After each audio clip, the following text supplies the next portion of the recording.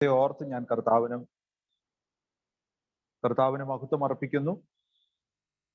ഇപ്രകാരം നിങ്ങളോടൊപ്പം ഒരിക്കലൂടെ ആയിരിക്കാൻ കർത്താവ് നൽകിയ ഈ വിലപ്പെട്ട സന്ദർഭത്തെ ഓർത്ത് ഞാൻ കർത്താവിന് മഹത്വം അർപ്പിക്കുന്നു. और इस अच्छे समय के लिए मैं प्रभु को धन्यवाद देता हूँ। ऐसा एक समय पर आप लोग के बीच में प्रभु ने दिया गया हुआ और एक मौका के लिए प्रभु को धन्यवाद हो। ചില ആഴ്ചകൾ ദൈവം അനുവദിച്ചാൽ ദൈവവചന പഠനത്തിനായി നമ്മൾ സമയം വേർതിരിക്കുകയാണ്. और कुछ हफ्ते अगर परमेश्वर ने चाहा तो हम लोग प्रभु के वचन को सीखने के लिए समय को अलग कर रहे हैं। ഇപ്രകാരം എനിക്ക് അവസരം ഒരുക്കിയ അനുഗ്രഹീതനായ കർത്തദാസൻ പ്രിയ ബ്ലസ്സൻ പാസ്റ്ററോട് ദൈവസഭയോടുള്ള പ്രത്യേകമായ നന്ദി ഈ തരുണത്തിൽ ഞാൻ അറിയിക്കുകയാണ്. और मुझे ऐसा मौका दिया हुआ प्रभु के दास को और कलीसिया को मैं धन्यवाद देना चाहता हूँ। ഞാൻ വളരെ സ്നേഹിക്കുകയും ബഹുമാനിക്കുകയും ചെയ്യുന്ന പ്രിയ കർത്താവിന്റെ ദാസൻ, കുടുംബം, അതുപോലെ പ്രിയ ലാലി ആന്റി, ദൈവസഭയിലെ വാത്സല്യ ദൈവമക്കൾ എല്ലാവർക്കും വീണ്ടും വരുന്ന കർത്താവായ യേശുക്രിസ്തുവിൻ നാമത്തിൽ സ്നേഹവന്ദനത്തെ ഈ തരുണത്തിൽ അറിയിക്കുകയാണ്. और मैं प्यार करने वाला इस परिवार और के अंग और सारे प्रभु के लोगों को, कलीसिया के लोगों को जल्द आने वाले यीशु मसीह का नाम का स्नेहवंदन मैं देता हूँ। ക്രിസ്തീയ ജീവിതത്തിന്റെ അടിസ്ഥാനം എന്ന് പറയുന്നത് ദൈവത്തിന്റെ വചനമാണ്. मसीह जिंदगी का बुनियाद जो है वो प्रभु का कलाम है, प्रभु का वचन है। ദൈവ വചനത്തിൽ അടിസ്ഥാനമിട്ട് പണിയുന്ന പണികൾ മാത്രമേ നിലനിൽക്കുകയുള്ളൂ എന്ന് ദൈവത്തിന്റെ വചനം വ്യക്തമായി നമ്മെ മനസ്സിലാക്കുന്നു. जो काम प्रभु के वचन में बना रहता है, जिसका बुनियाद प्रभु के वचन में है, वही काम हमेशा के लिए रहता है। बाकी सारा काम जो है आपत्ति के दिन गिर सकता है। കർത്താവായ യേശുക്രിസ്തുവിന്റെ ഗിരിപ്രഭാഷണത്തിന്റെ കൺക്ലൂഷനായി കർത്താവ് പറഞ്ഞതായ ഉപമയിൽ ഇത് വ്യക്തമായി രേഖപ്പെടുത്തിയിരിക്കുന്നത് നമുക്ക് കാണുവാൻ കഴിയും.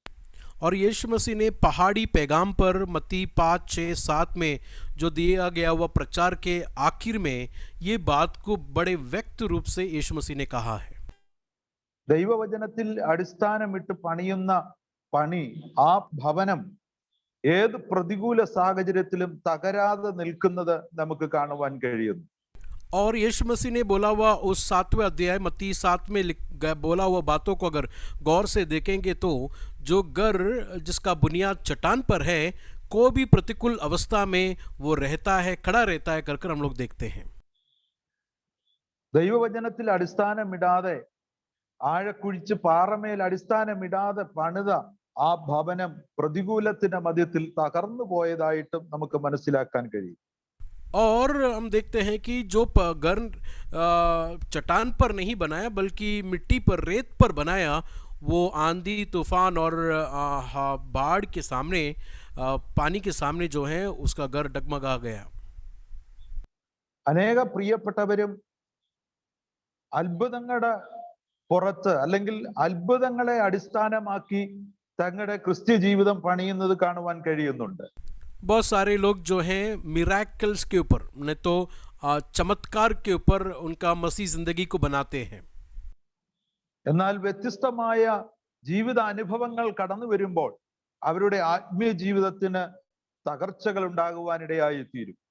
ऐसा चमत्कारों के ऊपर अपना मसीह जिंदगी अगर किसी ने बनाया है तो जब भी आपत्ति आता है, जब भी परेशान में गिर जाते हैं, तो उनका मसीह जीवन जो है टूट जाता है। ഒരുവനെ ക്രിസ്തുവിലേക്ക് നയിക്കാൻ ദൈവം വ്യക്തികളെ ഉപയോഗിക്കും എന്നുള്ളത് യാഥാർത്ഥ്യമാണ്.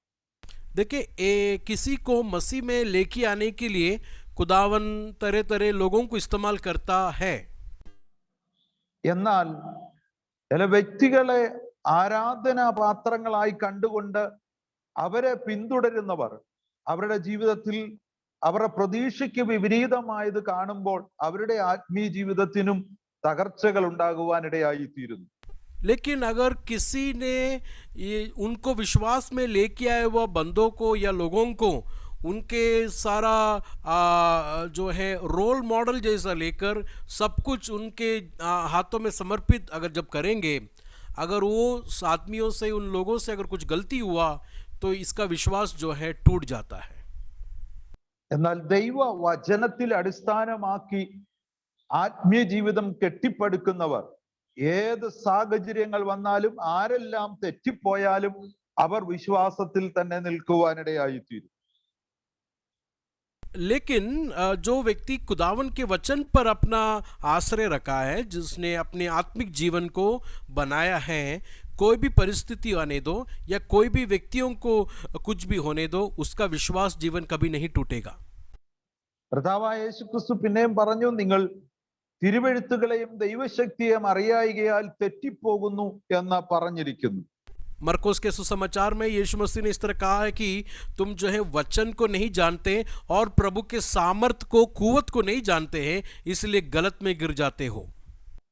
അതുകൊണ്ട് നമ്മുടെ ആത്മീയ ജീവിതത്തിന്റെ നിലനിൽപ്പിനും വിശ്വാസ ജീവിതത്തിൽ തെറ്റിപ്പോകാതിരിക്കുവാനും ദൈവത്തിന്റെ വചനം പഠനം വളരെ അത്യന്താപേക്ഷിതമാണ്.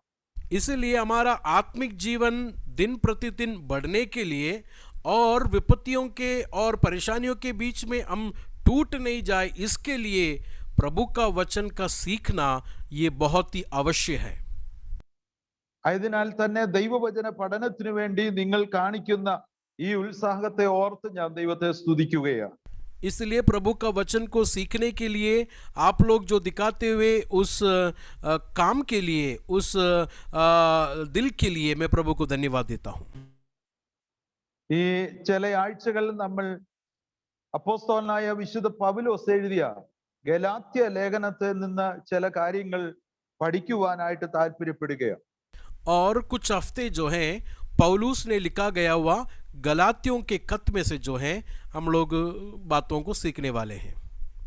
ദൈവവചന പഠനത്തിന്റെ മുമ്പായി അതിന് ആധാരമായി ഒരു വാക്യം വായിച്ചുകൊണ്ട് നമ്മുടെ ഈ പഠനം ആരംഭിക്കുവാൻ ഞാൻ കർത്താവിൽ ആഗ്രഹിക്കുകയാണ്.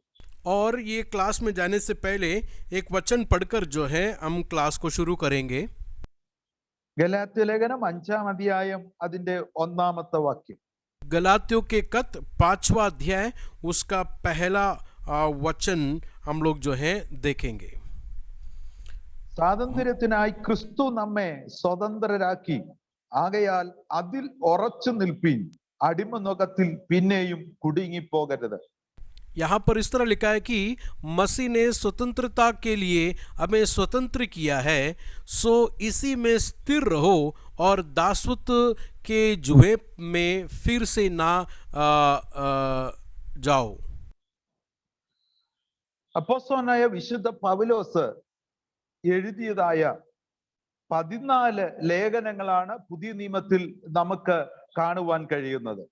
और पौलुस ने नए नियम में, न्यू टेस्टमेंट में 14 खतों को, 14 पत्रियों को लिखा है कर हम लोग देखते हैं।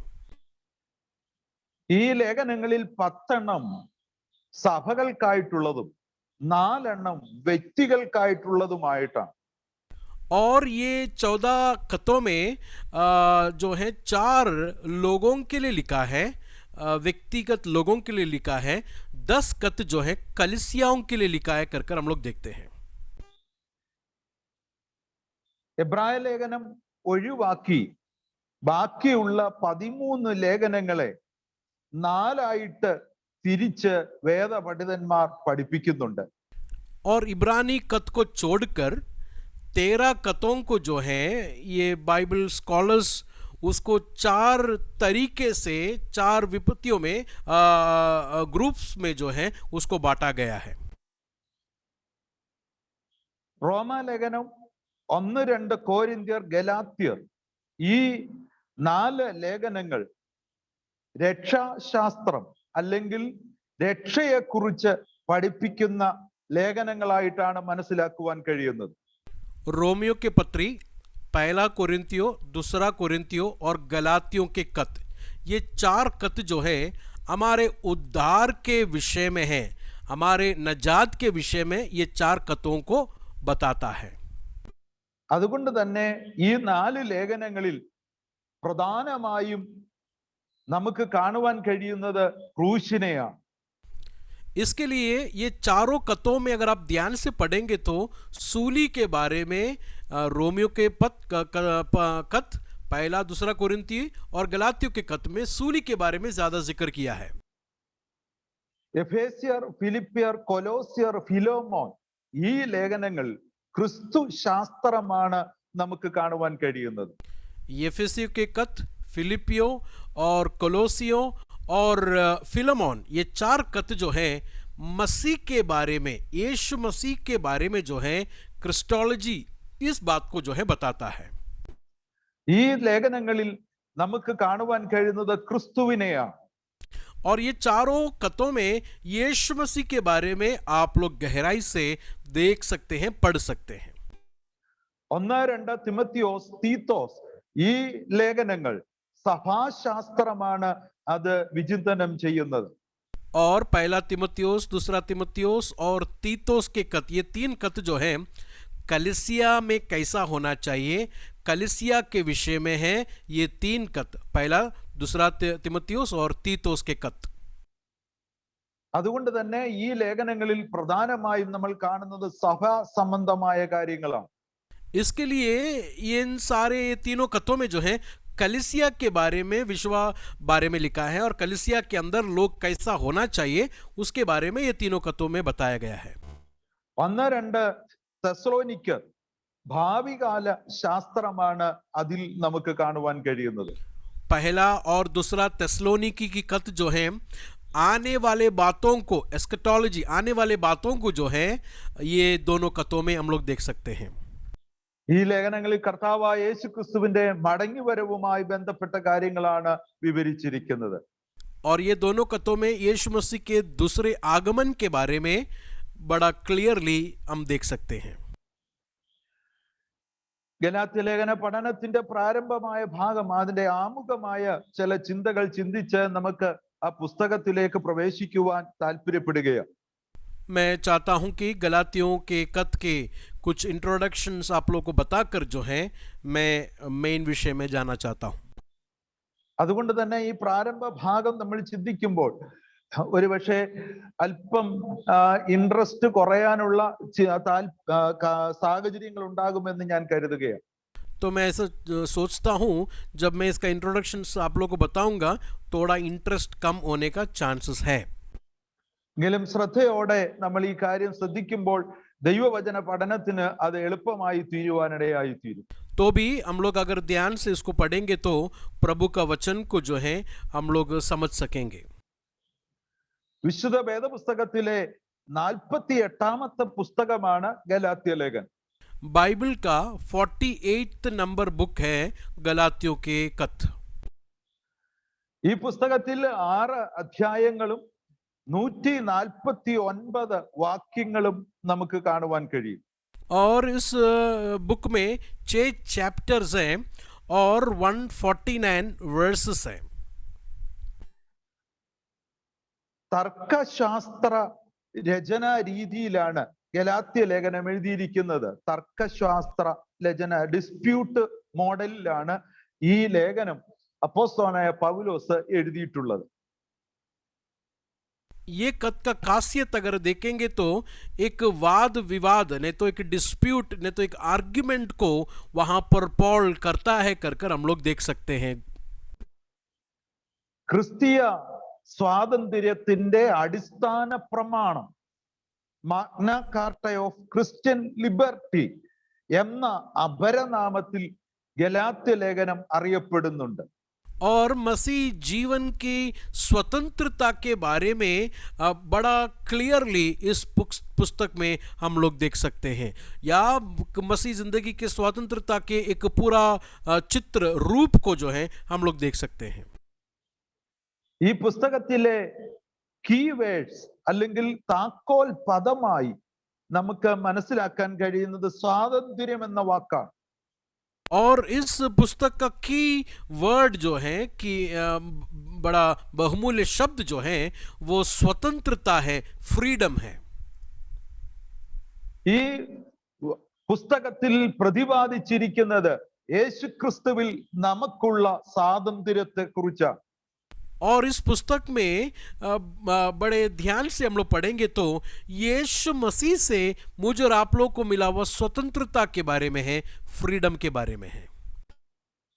ഈ പുസ്തകം എഴുതിയത് അപ്പോസ്തലനായ പൗലോസ് ആണ് എന്ന് നമുക്ക് വ്യക്തമായി ഈ ലേഖനത്തിൽ നിന്ന് തന്നെ മനസ്സിലാക്കുവാൻ കഴിയുന്നുണ്ട്. और ये पुस्तक, ये लेटर जो है पौलुस ने लिखा है कर कर उसके शुरुआती वचन में हम लोग पढ़ेंगे तो हमें पता चलता है। 1-ാം അധ്യായം 1-ാം വാക്യത്തിലും 5-ാം അധ്യായം 2-ാം വാക്യത്തിലും ഈ പുസ്തകം പൗലോസ് ആണ് എഴുതിയതെന്ന് അവിടെ രേഖപ്പെടുത്തിയിരിക്കുന്നത് നമുക്ക് കാണുവാൻ കഴിയുന്നു. देखिए, पहला चैप्टर उसका पहला वचन, 5वां चैप्टर उसका दूसरा वचन, ये दोनों वचन में पौलुस ने ये कत को लिखा है कर कर बड़े साफ तरीके से हम लोग इस कत में देख सकते हैं। അത് കൂടാതെ തന്നെ അപ്പോസ്തല പ്രവൃത്തിയിൽ പൗലോസിന്റെ ജീവചരിത്രങ്ങൾ, പൗലോസ് വിവരിച്ചിരിക്കുന്ന ജീവചരിത്രത്തിന്റെ അതിന്റെ വിവരണങ്ങൾ പിന്നെയും ഗലാത്യ ലേഖനത്തിൽ നമുക്ക് കാണുവാൻ കഴിയുന്നുണ്ട്.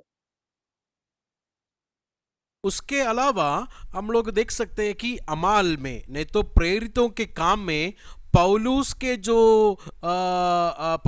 जो यात्रा हो या पौलुस ने क्या क्या किया उसके बारे में कुछ बातें जो हैं गलातियों के कत में भी रिपीट किया है, वर्णन किया है कर हम लोग पढ़ने के वक्त हमें पता चलता है। അതുകൊണ്ട് തന്നെ ഈ ലേഖനം പൗലോസ് എഴുതിയതാണെന്ന മറ്റൊരു തെളിവായി നമുക്കത് മനസ്സിലാക്കാൻ കഴിയും. तो प्रेरितों के काम में जो लिखा हुआ बात इधर भी रिपीट है, ये एक दूसरा सबूत है ये बताने के लिए कि पौलुस ने ये कत को लिखा है। ഈ ലേഖനത്തിന്റെ ആരംഭ വാക്യങ്ങൾ നമ്മൾ ശ്രദ്ധിക്കുമ്പോൾ നമ്മൾ കാണുന്നത് ഈ ലേഖനം ഒന്നിലധികം സഭകൾക്ക് വേണ്ടി പൗലോസ് എഴുതിയതായി നമുക്ക് മനസ്സിലാക്കാൻ കഴിയുന്നുണ്ട്. जब भी हम लोग इस कत के शुरुआत के वचनों को जब भी हम लोग पढ़ेंगे तो काली गलातियों के कत के लिए, गलातियों के कलिसिया के लिए काली कत नहीं लिखा, बल्कि बहुत सारे कलिसियाओं के लिए पौलुस ने इस लेटर को लिखा है, कत को लिखा है, हम लोग देख सकते हैं।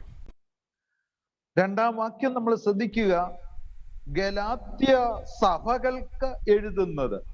देखिए उसका दूसरा वचन देखें, गलातियों के कत पहला अध्याय उसका दूसरा वचन में लिखा है कि और सारे भाइयों की ओर से जो मेरे साथ हैं गलातियों की कलिसियाओं के नाम। ഒരു സഭയല്ല, ഒന്നിലധികം സഭകൾക്ക് വേണ്ടി ഈ ലേഖനം എഴുതി എന്ന ആ പദത്തിൽ നിന്ന് നമുക്ക് മനസ്സിലാക്കാം. तो एक कलिसिया के लिए नहीं लिखा है, बल्कि गलातियों में बहुत सारे हाउस चर्चेस थे, घर के अंदर दुआ होते थे, उन कलिसियाओं के लिए पौलुस ने ये कत को लिखा है। ഗലാത്യ ആ പ്രദേശങ്ങളിൽ അപ്പോസ്തലനായ പൗലോസിന്റെ പ്രവർത്തന ഫലമായി ഒന്നിലധികം സഭകൾ ഉടലെടുത്തതായി നമുക്ക് ഇതിൽ നിന്ന് വ്യക്തമാണ്. तो यहाँ से हमें पूरा एक सबूत मिलता है कि खुदावन के दास पौलुस के खिदमत के कारण गलातिया जगह पर एक से ज्यादा कलिसियाओं को उन्होंने पाइनियर किया, वहां पर शुरू किया.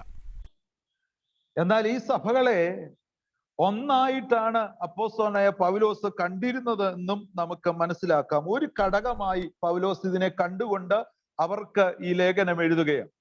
तो ये अलग अलग कलिसिया हैं तो भी पौलुस के नजरिया में ये सारे उनकी आंखों में एक ही खुदावन का कलिसिया है, इसके लिए उन्होंने एक ही लेटर ये सारे कलिसियाओं के लिए दिया कर हम लोग देखते हैं. ഈ സഭയിലുള്ള ദൈവമക്കളെ തന്റെ ആത്മീയ സന്തതികൾ എന്ന നിലയിൽ പൗലോസ് സംബോധന ചെയ്യുന്നത് നമുക്ക് കാണുവാൻ കഴിയുന്നുണ്ട്. और इस कलिसियाओं के लोगों को पौलुस एड्रेस किस तरह करता है कि उनके आत्मिक संतान, मतलब उनके काम के द्वारा, उनके सुसमाचार के द्वारा विश्वास में आए हुए लोग, इस तरह उनको एड्रेस करते हैं. തന്റെ സുവിശേഷ പ്രവർത്തനത്തിന്റെ ആരംഭ സമയങ്ങളിൽ തന്നെ ഈ ഗലാത്യ പ്രദേശങ്ങളിൽ അപ്പോസ്തലനായ പൗലോസ് കടന്നു പോകുകയും ആ പ്രദേശങ്ങളിൽ സുവിശേഷം പങ്കുവെക്കുകയും ചെയ്തത് മുഖാന്തരം ആ പ്രദേശങ്ങളിൽ ധാരാളം പേർ യേശുവിനെ കണ്ടുമുട്ടുവാനും അവിടെ സഭാ കൂടിവരവുകൾ ഉണ്ടാകുവാനും ഇടയായി തീർന്നു. और पौलुस के उस मिशनरी यात्रा में गलाती जगह पर बहुत सारे कलिसियां भी स्थापित किए, बहुत सारे लोग जो है खुदावन में आए कर इन कतों को जब भी पढ़ते हैं तो हमें मालूम पड़ता है. വളരെ സ്നേഹത്തോടെ പൗലോസിനെയും പൗലോസിന്റെ ഉപദേശങ്ങളെയും ഈ ദൈവജനം കൈക്കൊള്ളുവാൻ ഇടയായി തീർന്നതായി നമുക്ക് മനസ്സിലാക്കാം. और वहाँ के लोग जो हैं ये सुसमाचार के मैसेज को और पौलुस को बड़े प्यार से उन्हें स्वीकार किया, उन्हें अपना लिया कर कर हम लोग देख सकते हैं. യേശുക്രിസ്തുവിന്റെ ക്രൂശു മരണത്തിലൂടെ ലഭ്യമാകുന്ന രക്ഷയെക്കുറിച്ച് പൗലോസ് അവരെ ഉപദേശിക്കുവാനിടയായി തീർന്നു. और यीशु मसीह के सूली से और उद्धार मिलता है, उसके लहू से उद्धार मिलता है कर कर ये सुसमाचार का वचन इन कलीसियाओं को उसने दिया था. ഈ ഗലാത്യ ലേഖനം നാം പഠിക്കുമ്പോൾ താന്റെ സുവിശേഷ പ്രവർത്തന സമയത്ത് ഗലാത്യ സഭയിൽ അവിടെ പ്രവർത്തിക്കുന്നതായ സമയത്ത് തനിക്ക് ശാരീരികമായ ചില പ്രയാസങ്ങൾ ഉണ്ടായതായി നമുക്ക് മനസ്സിലാക്കാം. गलातिया के उस जगह पर जब वो खुदान की खिदमत कर रहे थे तो उनको शारीरिक तौर से कुछ मुश्किलात, कुछ मुसीबत आया कर कर हम लोग देख सकते हैं. ചില ദൈവ വചന പണ്ഡിതന്മാരുടെ അല്ലെങ്കിൽ അധ്യാപകരുടെ ചിന്ത പ്രകാരം താൻ അവിടെ പ്രവർത്തിക്കുന്നതായ സമയത്ത് തനിക്ക് നേരെ ഉണ്ടായ ഉപദ്രവ നിമിത്തമായി ഉണ്ടായ ശാരീരിക പ്രയാസമാണ് അത് എന്ന് കരുതപ്പെടുന്നു. और कुछ लोग प्रभु के दास लोग इस तरह मानते हैं गलाती जगह पर जब उन खिदमत कर रहे थे, मिनिस्ट्री कर रहे थे, तो उसके कारण उसको मिला हुआ मार के कारण शरीर में उनको तकलीफ था. തന്നെ ഒരു ദൈവദൂതനെ പോലെയാണ് ഗലാത്യയിലുള്ളവർ കരുതിയിരുന്നതെന്ന് പൗലോസ് താൻ വ്യക്തമാക്കുന്നുണ്ട്. और गलातियों के लोग जो हैं एक स्वर्गदूत के जैसा पौलुस को स्वीकार किया करके हम लोग गलातियों के खत जब भी पढ़ते हैं तब मालूम पड़ता है. 4-ാം അധ്യായം അതിന്റെ 4-ാമത്തെ വാക്യത്തിൽ നമുക്ക് ഇത് കാണുവാൻ കഴിയുന്നുണ്ട്. गलातियों के खत 4वां अध्याय उसका 4वां वचन में हम लोग वहां पर देख सकते हैं. തനിക്ക് ഉണ്ടായ ശാരീരിക പ്രയാസത്തിൽ ഏറ്റവും പ്രധാനമായും തന്റെ കണ്ണിന് വലിയ രോഗം അല്ലെങ്കിൽ പ്രയാസം ഉണ്ടായതായിട്ടാണ് കരുതപ്പെടുന്നത്. परसिक्यूशन के कारण उसके आंखों में बड़ा मुसीबत आया कर कर हम लोग देख सकते हैं. അതുകൊണ്ട് തന്നെ ഗലാത്യയിലുള്ളവർ തന്നോടുള്ള സ്നേഹം നിമിത്തം അവരുടെ കണ്ണ് ചൂഴ്ന്നെടുത്ത് പൗലോസിന് കൊടുക്കുവാൻ പോലും തയ്യാറായിരുന്നു. അത്രമാത്രം ആ പൗലോസിനെ ഗലാത്യയിലുള്ളവർ സ്നേഹിക്കുവാൻ ഇടയായി തീർന്നു. और गलाती के लोगों ने पौलुस को इतना प्यार किया कि उनके खुद के आंखों को उठाकर पौलुस को देने के लिए भी उन लोग तैयार थे कर कर हम लोग वचन में पढ़ते. ഗലാത്യ സഭയിലുള്ള ഭൂരിപക്ഷം പേരും ജാതീയ പശ്ചാത്തലത്തിൽ നിന്ന് വിശ്വാസത്തിലേക്ക് വന്നവരായിരുന്നു. और गलातियों के कलीसिया में ज्यादातर लोग जो हैं गैर कौमों से, मतलब जेंटाइल से विश्वास में आए हुए लोग थे, अन्य जाति से विश्वास में आए. അവരോടൊപ്പം കുറച്ച് യഹൂദ മതവിശ്വാസത്തിൽ നിന്ന് ക്രിസ്തീയ വിശ്വാസത്തിലേക്ക് വന്നവരും ഉണ്ടായിരുന്നു. और केवल अन्य जाति लोग नहीं थे, गैर कौम लोग खाली नहीं थे, बल्कि यहूदी लोग भी कुछ लोग थे कर कर हम लोग देख सकते हैं. ഈ ഗലാത്യ പ്രദേശങ്ങളിൽ ആരംഭകാലങ്ങളിൽ കുടിയേറി പാർത്തവർ ഗോൾസ് വംശജർ ആയിരുന്നു എന്നതായിട്ടാണ് കണക്കാക്കപ്പെടുന്നത്. और ये जो गलातियों के जगह पर जो है एक विशेष तौर के गोत्र के लोग जो हैं वहाँ पर आए थे, रहते थे कर कर ऐसा वचन को सिखाने वाले लोग कहते हैं. ഈ ഗോൾസ് വംശജർ അവിടെ വന്ന് പാർത്തത് കൊണ്ടാണ് പിന്നീട് ഈ പ്രദേശങ്ങൾ ഗലാത്യ എന്ന പേരിൽ അറിയപ്പെട്ടത് എന്നാണ് കരുതപ്പെടുന്നത്. और गौस करके एक गोत्र के लोग गलातियों जगह पर आया, इसके लिए ये गोत्र के कारण, कबीले के कारण गलातियों करके उस जगह का नाम आया. പിന്നീട് റോമൻ ഭരണകാലം വന്നപ്പോൾ ഈ ഗലാത്യ പ്രദേശം റോമൻ ഭരണകൂടത്തിന്റെ അല്ലെങ്കിൽ ഭരണത്തിന്റെ കീഴിലേക്ക് കടന്നു വരുവാനിടയായി തീർന്നു. फिर उसके बाद रोमी लोगों ने जो है इस जगह को जो है अपना वश में कर दिया. उसके बाद ये एक रोमन कॉलोनी हो गया कर कर हम लोग देख सकते हैं. ഈ ഗലാത്യ എന്ന് പറയുന്നത് വലിയ ഒരു ഭൂപ്രദേശമായിരുന്നത് കൊണ്ട് തന്നെ നോർത്ത് ഗലാത്യ, സൗത്ത് ഗലാത്യ എന്നിങ്ങനെ ഒരു വേർതിരിവ് ഗലാത്യ പ്രദേശത്ത് ഉണ്ടായിരുന്നതായിട്ടും നമുക്ക് കാണാം. ये जगह इतना बड़ा था, इसके लिए इस जगह को नॉर्थ गलातिया और साउथ गलातिया कर कर उत्तर और दक्षिण करके बुलाते थे. അപ്പോസ്തലനായ പൗലോസ് 3 പ്രാവശ്യം ഈ ഗലാത്യ പ്രദേശങ്ങളിൽ കടന്നു എന്ന് സുവിശേഷം പങ്കുവെച്ചതായി ചരിത്രത്തിൽ നിന്ന് നമുക്ക് മനസ്സിലാക്കാൻ കഴിയുന്നുണ്ട്. और वचन से हमें मालूम पड़ता है कि पौलुस जो है 3 बार गलातियों के जगह पर गया और वहां पर सुसमाचार बताया कर कर हम लोग हिस्ट्री में पढ़ते हैं. അപ്പോസ്തല പ്രവൃത്തി 13-ാം അധ്യായം, അതുപോലെ 16-ാം അധ്യായം, 18-ാം അധ്യായങ്ങളിലും പൗലോസ് ഈ ഗലാത്യ പ്രദേശങ്ങളിൽ കടന്നു വന്ന സുവിശേഷം പങ്കുവെച്ചതിനെ കുറിച്ച്, അവിടെ പ്രവർത്തിച്ചതിനെ കുറിച്ച് രേഖപ്പെടുത്തിയിരിക്കുന്നത് നമുക്ക് കാണുവാൻ കഴിയുന്നു. प्रेरितों के काम 16, 18 ये सब अध्याय में जब हम लोग पढ़ेंगे तो गलातियों के जगह पर पौलुस ने काम किया था कर कर इन चैप्टरों में हम लोग पढ़ सकते हैं. 4-ലധികം സഭകൾ ഈ പ്രദേശങ്ങളിൽ പൗലോസിന്റെ പ്രവർത്തന ഫലമായി ഉണ്ടായതായിട്ടാണ് കരുതപ്പെടുന്നത്. 4 से ज्यादा कलिसिया जो हैं गलातियों में गलाती जगह पर थे कर कर इन वचनों से हमें पता चलता है. ഈ ലേഖനം എഴുതിയ സമയത്തെ കുറിച്ച് പല അഭിപ്രായങ്ങളുണ്ട്. എങ്കിലും ഭൂരിപക്ഷം പേരും അതിനെക്കുറിച്ച് അഭിപ്രായപ്പെടുന്നത് AD 57 कोरिंथिल വെച്ച് പൗലോസ് ഈ ലേഖനം എഴുതിയതെന്ന് ഭൂരിപക്ഷം പേരും അഭിപ്രായപ്പെടുന്നുണ്ട്. ज्यादातर लोग ये मानते हैं कि AD 57 में जब पौलुस कोरिन्थ में था, कोरिन्थ में बैठकर जो है ये गलातियों के खत को उसने लिखा था. യാക്കോബിന്റെ അധ്യക്ഷതയിൽ യെരുശലേമിൽ സഭാ കൗൺസിൽ കൂടുന്നതും ആ സഭാ കൗൺസിലിന് ശേഷമായിട്ട് ഈ ലേഖനം അപ്പോസ്തലനായ പൗലോസ് ഗലാത്യർക്ക് എഴുതി എന്നുമാണ് കരുതപ്പെടുവാനിടയാകുന്നത്. और याकूब जो है यरूशलेम कलीसिया का मेन एल्डर था और यरूशलेम में काउंसिल जब ये बातचीत हुआ था उसके बाद पौलुस ने कोरिन्थ में बैठकर ये खत को लिखा कर कर मानते हैं. ഈ യെരുശലേം കൗൺസിലിനെ കുറിച്ച് അപ്പോസ്തല പ്രവൃത്തി 15-ാം അധ്യായത്തിൽ രേഖപ്പെടുത്തിയിരിക്കുന്നത് നമുക്ക് കാണുവാൻ കഴിയും.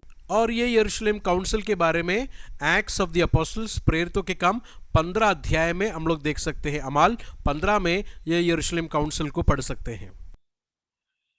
പൗലോസ് ഈ ലേഖനം എഴുതുവാനുള്ള കാരണത്തെ കുറിച്ച് നമുക്ക് വേഗത്തിൽ ഒന്ന് ചിന്തിക്കുവാൻ ഇടയായി തീരട്ടെ. अगला जो बड़ा इंपॉर्टेंट बात मैं आप लोग को बताने के लिए जा रहा हूं, ये खत लिखने का मकसद क्या था? What was the purpose of writing this letter? ഞാൻ ഓർപ്പിച്ചല്ലോ, വളരെ ത്യാഗപൂർവമായ പ്രവർത്തനമാണ് അപ്പോസ്തലനായ പൗലോസ് ഗലാത്യ ദേശത്ത് ചെയ്യുവാനിടയായി തീർന്നത്. मैंने आप लोग को बताया कि पौलुस ने जो काम गलातियों में किया था वो बड़ा सैक्रिफिशियल बात था. बहुत दर्द को सहकर जो है उन्होंने वहां पर खिदमत को किया. പൗലോസിനെയും തന്നോടൊപ്പമുള്ളവരെയും വളരെ സ്നേഹത്തോടെ കൈക്കൊണ്ടു. നമ്മൾ മുമ്പേ കണ്ടു, ദൈവദൂതനെ പോലെ പൗലോസിനെ കരുതിയവരായിരുന്നു ഗലാത്യയിൽ ഉണ്ടായിരുന്നവർ. और गलाती के लोग भी पौलुस को बड़े इज्जत के साथ स्वीकार किया, प्यार करते थे पौलुस को. अपना उनके आंखें पौलुस को देने के लिए तैयार थे, स्वर्गदूतों के जैसा जो इनको स्वीकार किया था. പൗലോസിന്റെ കഷ്ടതയിൽ എന്തും ചെയ്യാൻ അവർ തയ്യാറായിരുന്നതായിട്ടും നമുക്ക് കാണുവാൻ കഴിയുന്നുണ്ട്. पौलुस के कष्ट में वो लोग कुछ भी करने के लिए तैयार थे कर कर हम लोग देख सकते हैं. പൗലോസ് താൻ പ്രസംഗിച്ച ആ സത്യ സുവിശേഷം വളരെ സന്തോഷത്തോടെ അവർ കൈക്കൊള്ളുവാനിടയായി തീർന്നു. और उन्होंने प्रचार किया हुआ सच्चाई का सुसमाचार को उन्होंने दोनों हाथ से स्वीकार किया, दिलों में स्वीकार किया कर कर हम लोग देख सकते हैं. താന് അവിടെ പ്രവർത്തിച്ചു, സഭകളൊക്കെ സ്ഥാപിച്ച് അവിടെ നിന്ന് മറ്റു സ്ഥലങ്ങളിലേക്ക് കടന്നുപോയതിന് പിന്നാലെ और कलिसिया को स्थापित करके दूसरा जगह पर जाने के बाद അപ്പോസ്തലന്മാരുടെ അറിവോടെ അവരുടെ നിർദ്ദേശപ്രകാരം എന്ന വ്യാജേനെ യഹൂദ മത അനുസാരികളായ ചില ദുരുപദേഷ്ടക്കന്മാർ ഈ ഗലാത്യ ദേശങ്ങളിലേക്ക് കടന്നു വരുവാനിടയായി തീർന്നു. देखिए पौलुस चर्च को वहां पर शुरू किया, शुरू कर कर वहां से जाने के बाद प्रेरितों ने रसूलों ने भेजा है बोलकर उनके नाम से कुछ यहूदी टीचर्स लोग, यहूदी मिशनरी लोग जो है गलातियों जगह पर आया कर कर हम लोग देख सकते हैं। ഈ യഹൂദ ദുരുപദേഷ്ടക്കന്മാർ കടന്നു വന്ന് അവർ അവരുടേതായ ഉപദേശം ഈ സഭകളിൽ പ്രചരിപ്പിക്കുവാനിടയായി തീർന്നു. और ये झूठे टीचर्स लोग, फॉल्स टीचर्स लोग इस जगह पर आकर उन्होंने अपना फॉल्स टीचिंग पौलुस ने शुरू किया, वह चर्चेस के अंदर ये लोग देने के लिए शुरू किया. അവരുടെ ആ ഉപദേശം കേട്ടുകൊണ്ട് ഗലാത്യ സഭയിലുള്ള വളരെയേറെ പേർ പൗലോസ് പ്രസംഗിച്ച ആ ഉപദേശത്തിൽ നിന്ന് തെറ്റിപ്പോകുവാൻ ഇടയായി തീർന്നു. और जब भी झूठे टीचर्स लोग ने आकर गलत शिक्षाएं जब देने शुरू हो गए, जो विश्वास में आए हुए लोगों ने ये सुनकर उनके विश्वास से कुछ लोग चले गए. പ്രിയമുള്ളവരെ, നാം മനസ്സിലാക്കേണ്ട ഒരു വലിയ യാഥാർത്ഥ്യം ഇവിടെയുണ്ട്. मेरे प्रियजनों, मैं और आप लोग अच्छी तरह समझने के लिए मैं आप लोग से कुछ बातें सच्चाई बता रहा हूं. നമ്മുടെ സമൂഹത്തിന് പുറത്തു നിന്ന് ഒരാൾ വന്ന് തെറ്റായ ഉപദേശം പഠിപ്പിച്ചാൽ നമുക്ക് അത് പെട്ടെന്ന് തിരിച്ചറിയുവാനായിട്ട് കഴിയും. देखिए, हमारा कम्युनिटी से बाहर से कोई आकर हमारे कलीसिया में आकर गलत टीचिंग अगर करता है तो हम जल्दी समझ सकते हैं. എന്നാൽ നമ്മുടെ ഇടയിൽ തന്നെ ഉള്ളവർ അവർ തെറ്റായ ഉപദേശം പഠിപ്പിച്ചാൽ അത് പെട്ടെന്ന് നമുക്ക് തിരിച്ചറിയുവാൻ കഴിയുകയില്ല. लेकिन अगर हमारे बीच में से ही कोई खड़ा होकर गलत शिक्षाएं या गलत टीचिंग अगर सिखाने शुरू करेंगे तो उसे पहचानना थोड़ा मुश्किल हो जाता है. അതിനാൽ തന്നെ ആ തെറ്റായ ഉപദേശങ്ങൾ തിരിച്ചറിയാൻ കഴിയാതെ ഇന്ന് ധാരാളം പ്രിയപ്പെട്ടവർ ആ ഉപദേശത്തിലേക്ക് വഴുതിപ്പോകുന്നത് നമുക്ക് കാണുവാൻ കഴിയുന്നുണ്ട്. तो गलत टीचिंग को नहीं समझ सकते हैं, डिसर्न नहीं कर पा रहे, इसके लिए बहुत सारे लोग जो हैं फंस जा रहे कर कर हम लोग देख सकते हैं. അവർ പഠിപ്പിക്കുന്നത് തെറ്റാണെന്ന് പറഞ്ഞുകൊണ്ടല്ല അവർ ആ കാര്യങ്ങൾ പഠിപ്പിക്കുന്നത്. देखिए, कभी भी कोई आकर गलत टीचिंग जब भी करता है, वो लोग कभी भी ये नहीं बोलता है कि हम लोग गलत सिखा रहे हैं करके. നാം പെട്ടെന്ന് തിരിച്ചറിയാൻ കഴിയാത്ത നിലയിൽ നല്ല കാര്യങ്ങൾ പറയുന്നതിന്റെ ഇടയ്ക്ക് ഈ തെറ്റായ ഉപദേശങ്ങളിലൂടെ അവർ കടത്തിവിടുകയാണ്. देखिए, ये लोग जब भी गलत टीचिंग करते हैं, कुछ अच्छे बातों को भी सही बातों के बीच में डीविएशन को डालते हैं ताकि हमें घुमा दे, हमें जो है विश्वास से गिरा दे. ദൈവവചനത്തിൽ ആഴമേറിയ നിശ്ചയമില്ലാത്ത അനേക പ്രിയപ്പെട്ടവരും ഈ തെറ്റായ ചിന്തകളിലേക്ക് പഠിപ്പിക്കലുകളിലേക്ക് നീങ്ങിപ്പോകുന്നത് നമുക്ക് കാണുവാൻ കഴിയുന്നുണ്ട്. तो प्रभु का वचन में अगर कोई स्थिर नहीं है, प्रभु का वचन को उपदेशों को अगर नहीं जानेंगे तो ऐसे गलत टीचिंगों में मैं और आप लोग फंस सकते कर कर मैं आप लोग को बताता हूं. ഈ അനുഭവമാണ് ഗലാത്യ സഭയിലും ഉണ്ടാകുവാനിടയായി തീർന്നത്. तो यही अनुभव गलाती की कलीसिया में भी हो गया. ऐसे गलत टीचर्स लोग आकर उनको गलत बातें बताने सिखाने शुरू हो गए. ഈ വന്ന ദുരുപദേഷ്ടക്കന്മാർ അപ്പോസ്തലന്മാരുടെ പ്രതിനിധികളായിട്ടാണ് ആ സഭയിൽ ആ പ്രദേശങ്ങളിൽ വന്ന് അവർ പ്രവർത്തിക്കുവാനിടയായത്. ये लोग जब आए थे, उन्होंने कहा कि हम लोग अपोस्टल लोगों के, रसूल लोगों के, प्रेरित लोगों के रिप्रेजेंटेटिव हैं, उन्होंने हमें भेजा है बोलकर उनके नाम से ये लोग आए हैं. അതിനാൽ തന്നെ സാധാരണക്കാരായ ഗലാത്യയിലുള്ള ധാരാളം വിശ്വാസികൾ അവർ ഈ സത്യ ഉപദേശത്തിൽ നിന്ന് വ്യതിചലിച്ചു പോകുവാനിടയായി തീർന്നു. इसके लिए वहां के विश्वासी लोग जो हैं सच्चाई में से वो लोग झूठ की तरफ फिसल गए कर कर हम लोग देख सकते हैं. ഗലാത്യ സഭയിൽ ഇത് നിമിത്തമായി കലഹമുണ്ടായതായിട്ട് നമുക്ക് കാണുവാൻ കഴിയുന്നു. और ये गलत शिक्षा के कारण कलीसिया के अंदर ही एकता, यूनिटी खत्म हो गया कर हम लोग देख सकते हैं. ഒരു കൂട്ടം ആൾക്കാർ പൗലോസ് പഠിപ്പിച്ച ഉപദേശത്തെ മുറുകെ പിടിച്ചുകൊണ്ട് നിൽക്കുമ്പോൾ മറ്റൊരു കൂട്ടർ ദുരുപദേശകന്മാരുടെ ഉപദേശത്തോട് അനുകൂലപ്പെടുകയും അങ്ങനെ ഗലാത്യ സഭയിൽ ഭിന്നത ഉടലെടുക്കുവാനായിട്ടിടയായി തീർന്നു. एक तरफ जो लोग हैं पौलुस ने सिखाया हुआ बात पर वो लोग तामे हैं, दूसरी तरफ कुछ लोग जो हैं गलत टीचर्स लोग ने सिखाए हुए बातों पर उनका ध्यान है। तो ये दोनों ग्रुप के बीच में लड़ाई और वहां पर भिन्नता और यूनिटी हुआ कर हम लोग देखते हैं। ഈ ദുരുപദേഷ്ടക്കന്മാർ പ്രധാനമായും രണ്ട് നിലയിലാണ് ഗലാത്യ സഭയിൽ അവരുടെ ഉപദേശം സ്ഥാപിക്കുവാൻ ശ്രമിച്ചത്. देखिए ये झूठा टीचर्स लोग दो रीति से अपनी झूठी शिक्षाएं गलत टीचिंग को कलीसिया के अंदर भेजा। ഒന്നാമതായി പൗലോസ് പ്രസംഗിച്ച ആ ഉപദേശം അല്ലെങ്കിൽ താൻ പഠിപ്പിച്ച ഉപദേശം പൂർണ്ണമല്ല എന്ന് അവർ അവിടെ പ്രസംഗിക്കുവാൻ പഠിപ്പിക്കുവാൻ ഇടയായി തീർന്നു. सबसे पहला उन्होंने क्या सिखाया झूठा टीचर्स लोग ने कि पौलुस ने जो आप लोग को सिखाया है वो पूरा नहीं है कर सबसे पहले सिखाया। യേശുക്രിസ്തുവിലുള്ള വിശ്വാസം മാത്രം പോരാ രക്ഷയ്ക്ക്, അതുകൂടാതെ ന്യായപ്രമാണം അനുശാസിക്കുന്ന കർമ്മങ്ങളിലൂടെ ചെയ്തെങ്കിലേ രക്ഷ പൂർണ്ണമാകുകയുള്ളൂ എന്ന് അവർ പഠിപ്പിച്ചു. उन्होंने क्या सिखाया कि यीशु पर खाली विश्वास रखने से उद्धार नहीं होगा।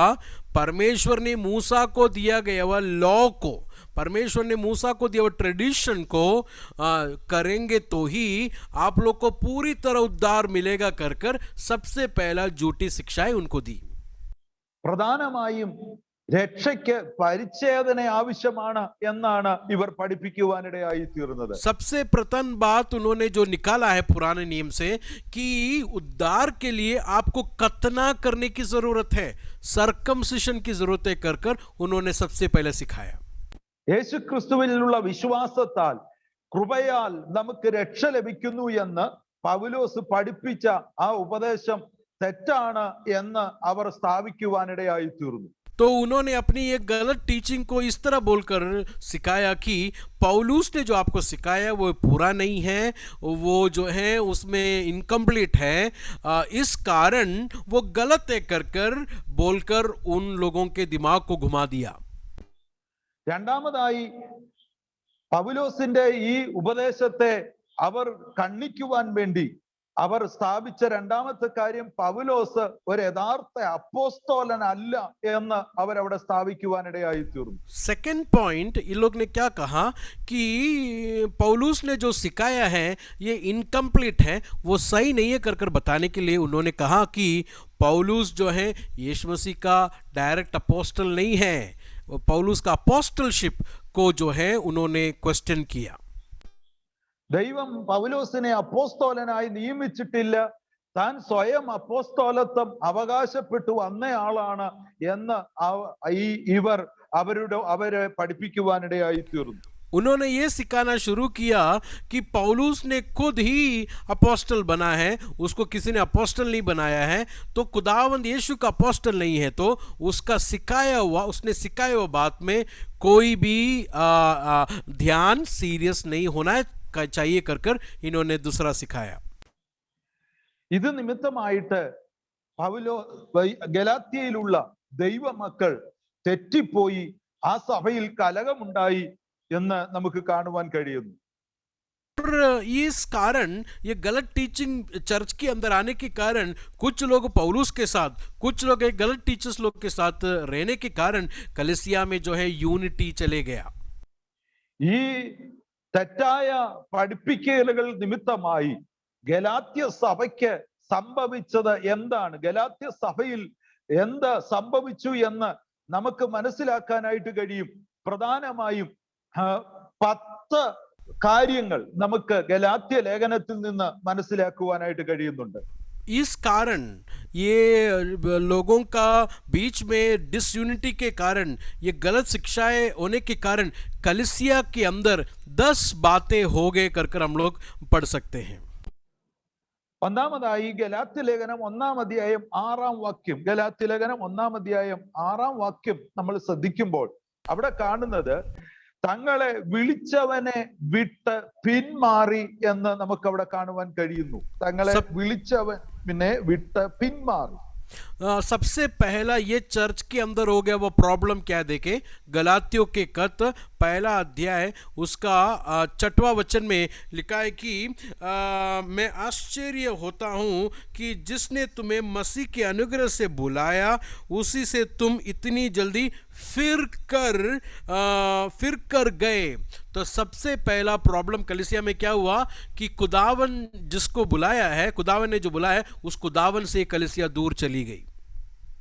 രണ്ടാമതായി ഞാൻ മുമ്പേ ഓർപ്പിച്ചതുപോലെ അവരുടെ ഇടയിൽ കലഹമുണ്ടായി. दूसरा 1-ാം അധ്യായം 7-ാം വാക്യം.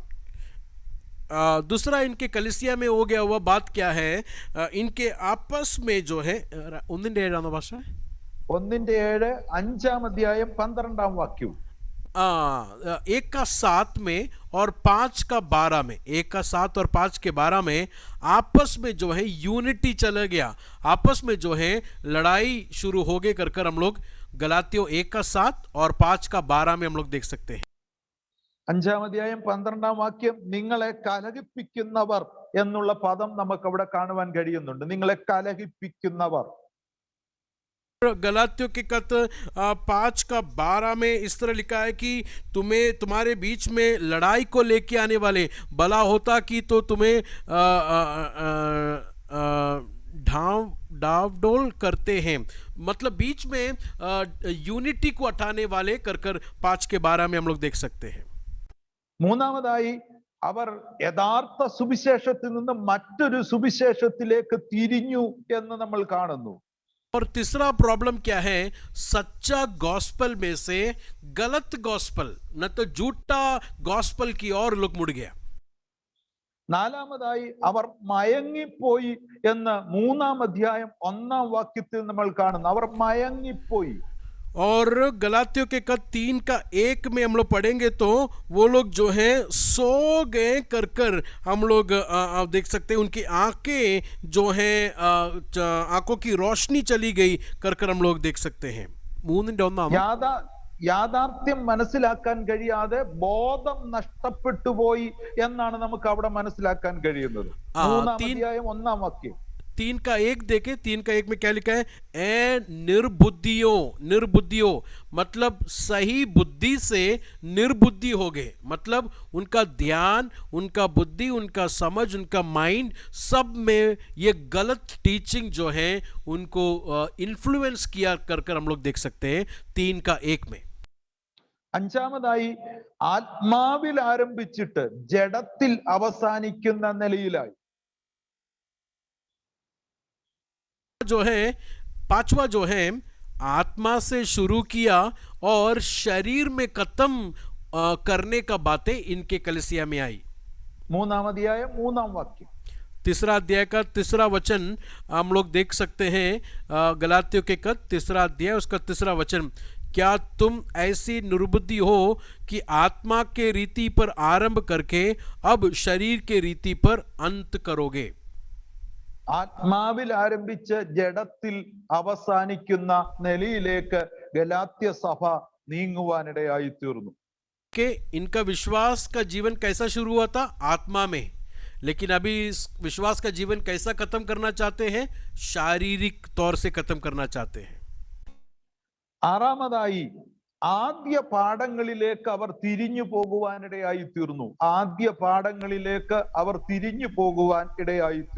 और 6वां बात जो है ये जो पुराने बातों पर जो है इनका ध्यान, इनका चाल चलन पुराने बातों पर गया कर हम लोग देखते हैं। 4-ാം അധ്യായം 9-ാമത്തെ വാക്യം. 4वां अध्याय उसका 9वां वचन देखे, 4वां अध्याय उसका 9वां वचन 4:9, वहां पर लिखा है कि पर अब जो तुमने परमेश्वर को पहचान लिया, वरन परमेश्वर ने तुमको पहचाना, तो तुम उन निर्बल और निकम्मी आदि शिक्षा की बातों की ओर क्यों फिरते हो। मतलब 6वां पॉइंट क्या है, ये लोग आदि शिक्षा में गए, पुराने बातों में गए कर हम लोग देख सकते हैं। 7-ാമതായി അടിമ നുകത്തിൽ കുടുങ്ങിപ്പോയി. 5-ാം അധ്യായം 1-ാം വാക്യം, അടിമ നുകത്തിൽ കുടുങ്ങി. और 5 का 1 7वां पॉइंट 5 का 1 में क्या लिखा है कि दासत्व के जुहे में फिर गए, मतलब वो लोग जो है स्लेवरी में गए, वो लोग जो है गुलामी में दोबारा गए। എട്ടാമതായി സത്യം അനുസരിക്കാതിരിപ്പാൻ അവരെ തടുത്തു കളഞ്ഞു എന്ന് നമ്മൾ കാണുന്നു. സത്യം അനുസരിക്കാതിരിപ്പാൻ അവരെ തടുത്തു കളഞ്ഞു. 5-ാം അധ്യായം 7-ാം വാക്യം. अगला 8वां पॉइंट जो है 5 का 8 जरा देखे। 5 का 8 ऐसी सीख तुम्हारे भूलने अंजिन रेटा नो भाषा है 5-ന്റെ 7 हाँ सॉरी 5 का 7 है, 5 का 8 नहीं, 5 का 7 क्या लिखा है देखिए। तुम तो बलि भांति दौड़ रहे थे, अब किसने तुम्हें रोक दिया है कि सत्य को ना मानो।